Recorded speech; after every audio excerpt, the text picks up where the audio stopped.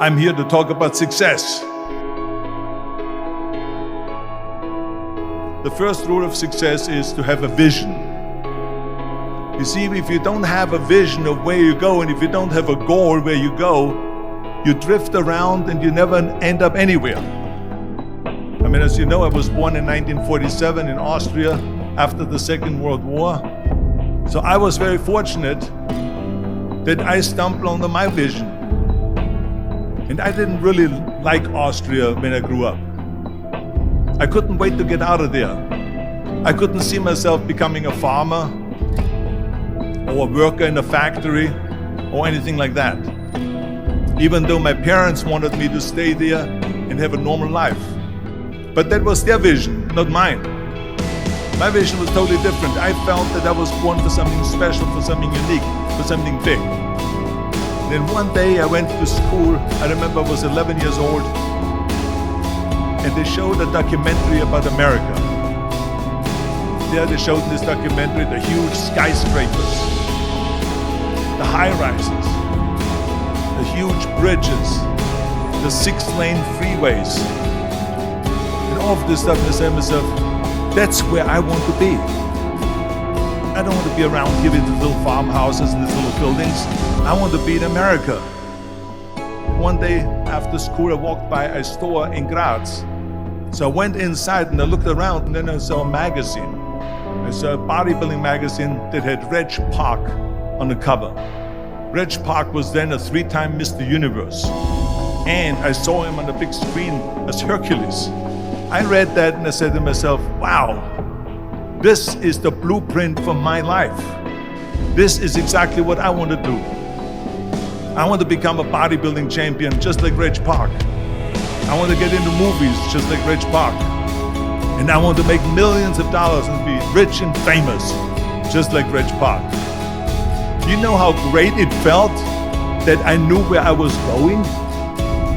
Imagine the majority of people don't know where they're going. I knew where I was going. That I'm going to become this bodybuilding champion just like him. So it was just a question of how do you do it? I was so relieved, because when you have a goal, when you have a vision, everything becomes easy. So people always ask me, when they saw me in the gym in the pumping iron days, they said, why is it that you're working out so hard? 5 hours a day, 6 hours a day, and you have always a smile on your face. And I told people all the time, I said, because to me, I'm shooting for gold. In front of me is the Mr. Universe title. So every rep that I do gets me closer to accomplishing that goal, to make this goal, this vision turn into reality. Every single set that I do, every repetition, every weight that I lift will get me a step closer to turn this goal into reality. So I couldn't wait to do another 500-pound squat. I couldn't wait to do another 500-pound bench press. I couldn't wait to do another 2,000 reps of sit-ups. I couldn't wait for the next exercise. At the age of 20, I went to London and I won the Mr. Universe contest as the youngest Mr. Universe ever. And it was because I had a goal. So let me tell you something, visualizing your goal and going after it makes it fun. You got to have a purpose no matter what you do in life. You got to have a purpose. 74% hate their job in America. Now, this is not much different when you come to Europe. The majority of people don't like what they're doing because they're really not doing it because they didn't have a goal and they followed this goal. They just aimlessly drift around, and then all of a sudden there's a job opening, so they get that job because you have to work. But then when you work, it's a chore. It's work. It's not fun. So if you think about, only a quarter of the people really enjoy what they're doing in life. That is unbelievable if you think about it. So I felt so blessed that I knew what I was doing. It's like a medical student that studies and knows he wants to become a doctor. You know where to go. And the same thing is also in politics. I remember that in politics, I had a very clear vision that I will be the leader of California. That's as far as I could go because I was not born in America, so I could not run for president. So being the governor of the fifth largest state, the largest state, the fifth largest economy in the world, was for me really the ultimate title, the ultimate accomplishment in politics. So even though people came up to me and says, why don't you go and run for something smaller, you're never gonna make it. I ran for governor, and then 2 months later I became governor of the state of California. Again, because I had a very clear vision what I'm gonna do with California.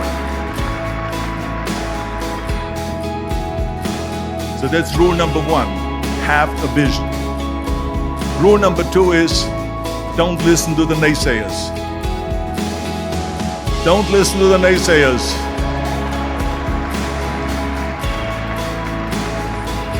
Everything I ever did, the thing that I heard out of people's mouth was, that's impossible. That can't be done. Or no. That is exactly what I heard, and of course I proved to the people that it can't be done. So whenever someone said to me, it can't be done, I heard, it can be done. When they said no, I heard yes. And when they said it's impossible, I heard, it is possible. I'm a strong believer of what Nelson Mandela said, that everything is always impossible until someone does it. Well, I'm gonna be the one, I said to myself, I'm gonna do it and I'm gonna show it to them. Maybe it has never been done before. That's perfectly fine with me. But I'm gonna do it. And I did not listen to the naysayers. It's all about the hard work that you put in.